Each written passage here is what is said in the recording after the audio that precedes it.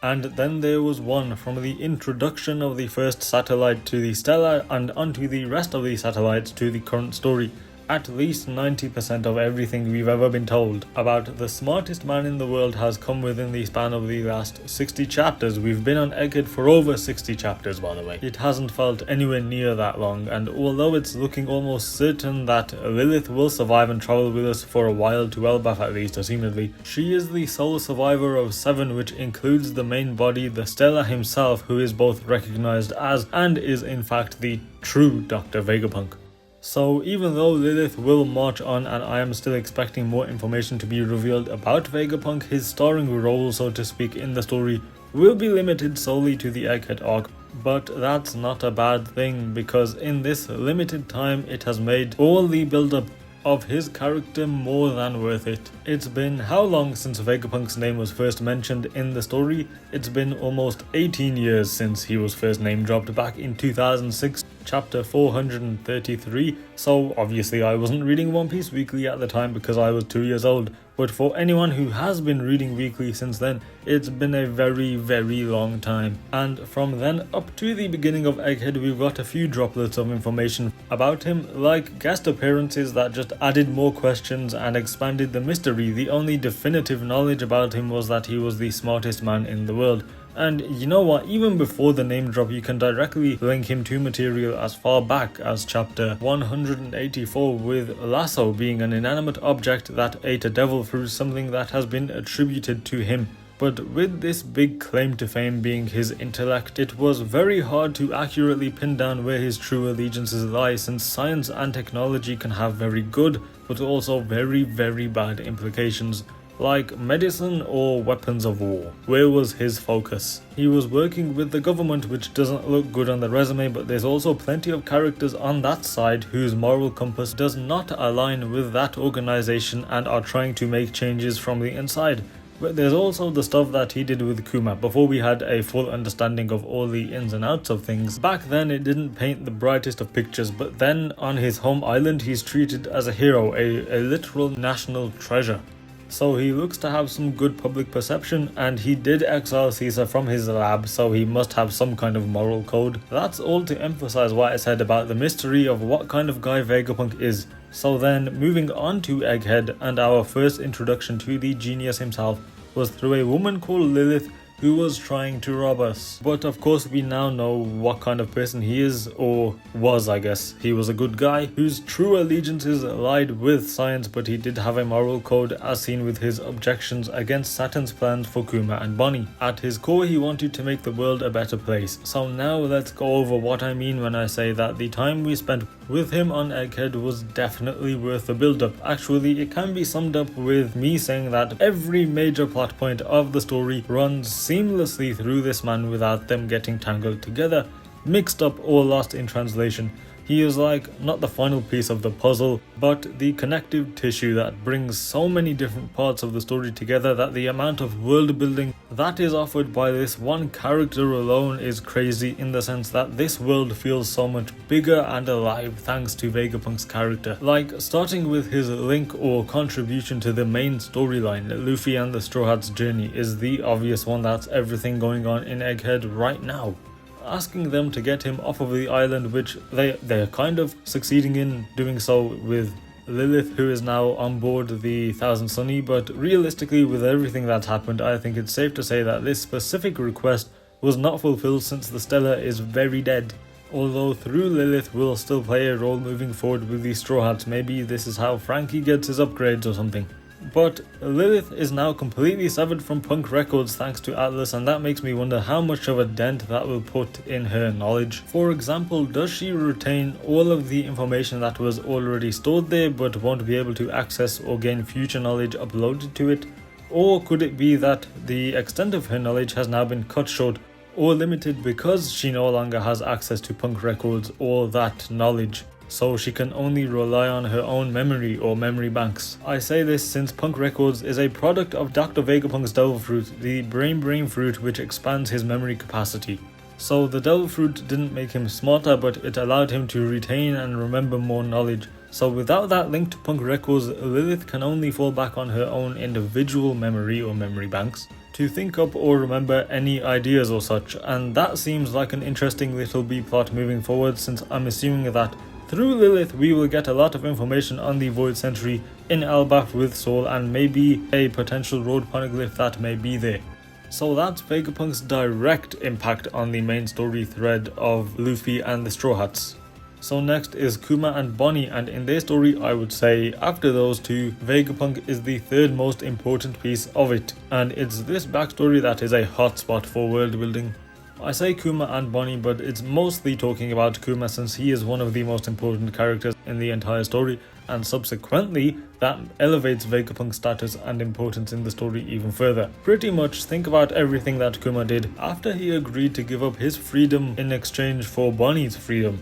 Vegapunk may not have set him on the path that's led to the present circumstances, but Vegapunk is the person who made it possible. Kuma's augmentations were done via Vegapunk, and everything else stems from that. It's those actions that set Bonnie on a course to chase after Kuma, which led her to Egghead, where she has demanded answers from Vegapunk himself. It was those actions that allowed Kuma to protect the Thousand Sunny during the time skip, which essentially safeguarded the future for the Straw Hats. It's those actions that brought forward the pacifistas that played a big part in the Straw Hats separation and the Paramount War in Marineford, and again all of this leads back to now with the Five Elders and Kuma on Egghead. All of this was Vegapunk's doing. Then there's Mads, the illegal research team that he led and worked alongside Vince Judge, Caesar Clown, Queen the Plague and the original Miss Buckingham Stussy. And it still is unclear as to whether Vegapunk sought out each of them or they sought him out, but either way, he's kind of responsible for allowing them to do and create what they did, like the weapons and so on. So think about what each of those members went on to do, because all of it leads back to Vegapunk being the leader of a team called Mads. Caesar created the Smiler Fruits, which were a part of a trade to strengthen the crew of the Beast Pirates of Kaido, one of the 4 emperors of the sea. So think about Ebisu Town, Yasui, Toko. That suffering leads back to Vegapunk. Here more so than the rest because of Caesar's grudge directly against him, with Judge and all of his cloning technology and the augmentations he made to his own children that led to the events of Whole Cake Island. And Queen, who became one of Kaido's 3 most trusted subordinates, and although still really bad, at least Queen's actions were more isolated since he spent all of his time afterwards in Wano. And Miss Buckingham Stussy, she was cloned, and fast forward to today, she is playing a vital role in trying to help the Straw Hats escape Egghead Island. The clone, that is. And back to Kaido, it's Vegapunk who replicated his lineage factor to create the artificial version of the fish fruit that Momo went on to eat and subsequently used to save the flower capital from a falling Onigashima, full of explosives. So without Vegapunk, the outcome of Wano is looking very different, and the same thing was done to King, formerly Alba, thanks to his Lunarian heritage and lineage factor. And that eventually led to the creation of the Seraphim, who are supposedly the strongest form of humanity, and even they are still going to get bigger and stronger, even though they are already quite big and strong, which is also most likely a result of Vegapunk's experiments thanks to the world government's obsession with giants. The Seraphim have done a lot in the Egghead arc on both sides of the fighting as well, and we still haven't seen a number of them in action, so it's pretty safe to say they will be sticking around all the way up until the final war. His ties to Dragon and the Revolutionary Army, or the Freedom Fighters, because those two go way back, all the way to the Ohara incident and even further back.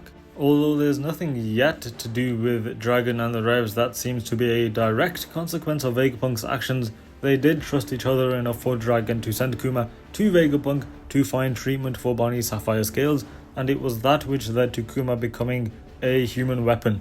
And Vegapunk also trusted him enough to confide in Dragon about his potential death in the near future, although Dragon hasn't made any move yet, not that anyone is surprised by that. So as soon as Dragon does something, we'll trace it back to the smartest man in the world. And to theorize a bit, since those two have known each other since before the Ohara incident, I have the idea that the first time they met was actually at Marijua. We know Vegapunk went there multiple times, both with and without the satellites, and while Dragon's past is still a mystery for the most part, he was part of the Navy, and depending on how far up he climbed, he may have visited the Holy Land, or maybe he got there thanks to Garp's influence. but the basic premise is that they had a conversation which lit the spark of rebellion within Dragon, which is why he was frustrated at Vegapunk for not joining them in the Freedom Fighters, since it was Vegapunk who sort of set him on this course. But how true any of this actually is still to be determined at a later date. And Ohara itself, I wonder what would have come of that island, of Professor Clover and of Robin if Vegapunk had decided to join Clover in his research and on his mission. I doubt it would have been any different really. The island would have still been destroyed and Vegapunk would have been killed, meaning almost everything else mentioned in this video would not have happened. Apart from Mads, because that was before this. But with the way things actually went, he was able to carry Professor Clover's and Ohara's will by continuing their research into the Void Century and the Poneglyphs, and he did this in part thanks to the Giants, who saved the books on Ohara and took them to Elbaf for safekeeping, somewhere even the world government dare not mess with. And it was that which allowed the continuation of the research in the first place, since Vegapunk had nowhere to store all that forbidden knowledge yet. And like I said before, this is where Lilith will step forward in the Elbaf arc to give more details on the hidden truth. And last but certainly not least, we have the Mother Flame. The one thing that weighs on his conscience more than anything else, since it was his creation that was used to wipe out an entire nation, which he did apologize for. I think the sole reason Vegapunk wanted the message to be received via video transponder snails was because he wanted the whole world to see him bowing and taking full responsibility. With that being a part of a grander message that still isn't over, which is preparing the world for what's to come.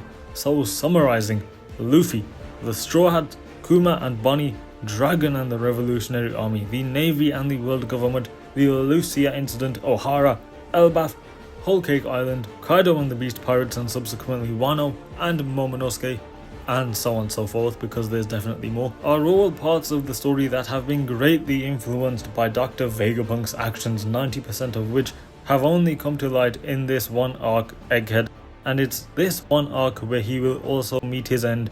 But for all the build up, the hype, the expectations generated from the mere mention of his name, I think the story has done an amazing job at fulfilling all of that in this short space of time.